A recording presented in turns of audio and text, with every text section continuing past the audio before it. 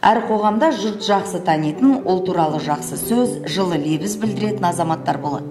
Өңір тұрмақ республикаға есімі танымал осындай жандардың бірі есімін Шымкенттің дәмді суымен бірден байланыстыратын азамат Анарбек Оңғарұлы Орман.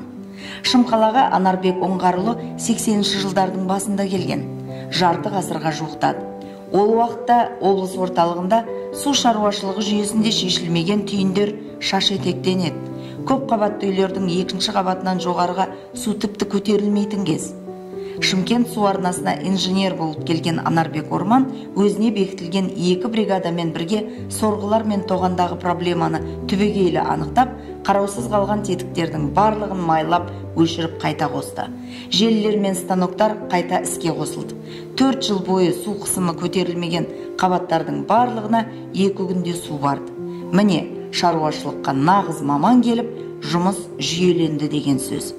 Бүгінде республиканың ғана емес, ТМД елдері арасындағы су шаруашылығын жүйелеген үздік кәсіпорын деп танылған Су ресурстары маркетинг жауапкершілігі шектеулі серіктестігінің бас директоры өзінің сүйікті ісімен айналысқан адам жетістікке жететінін дәлелдеді.